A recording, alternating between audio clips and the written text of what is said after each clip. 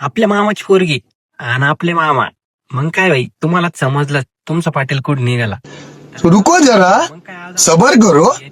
आणि लगेच पोहोचलो आपल्या मामाच्या घरी. मामाच्या घरी येताच मग काय आपली जुनी आठवण आहे. मग लगेच एकदम काळा वेळ होई म्हणलं, बाई तू ना पहिले तोंड बिंड बांधून ठेव. निघल्यावरच तोंड बांधलं होतं. आले आले आरूच चालू होतं झोका खेळायचं काम. ते सोबत थांबलो थोड्या वेळा. मामाला फोन केला तर आपले मामा होते पोल्ट्रीवर. मग काय भाऊ कुठं जीव लागतो, काढली लगेच गाडी, निघाल लगेच तुमचा पाटील पोल्ट्रीवर. पोल्ट्रीवर गेल्यानंतर लगेच भाऊ पाहिलं ते एकदम हिरवगार वातावरण होतं. म्हणलं भाऊ पहिले झोपून घ्यावा, ऊन तर खूपच लागलं होतं. त्याच्यात तेवढं मध्ये येऊन पाहत होतो, अरे बाप, पक्षी ते एक नंबर मामाचे बनलेले होते.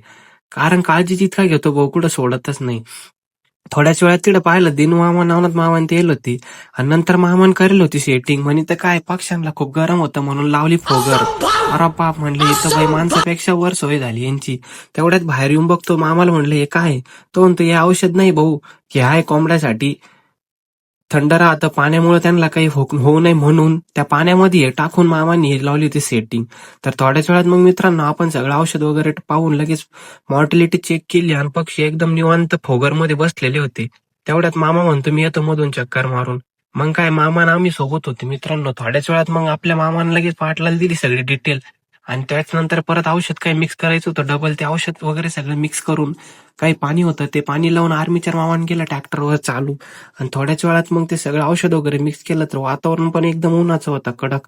म्हटलं भाऊ आपल्याला एवढं ऊन लागू राहिलं, बरोबर आहे पक्ष्यांना बी लागणारच आहे. मामा पक्ष्यांची खूप काळजी घेतो.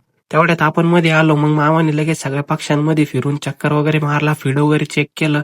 आणि त्यानंतर ते पाणी पण संपलं होतं. मग काय लगेच मशीन वगैरे बंद करून आपण निघालो घरी. मी नेली होती गाडी, मामा आला मस्त चेतक घेऊन.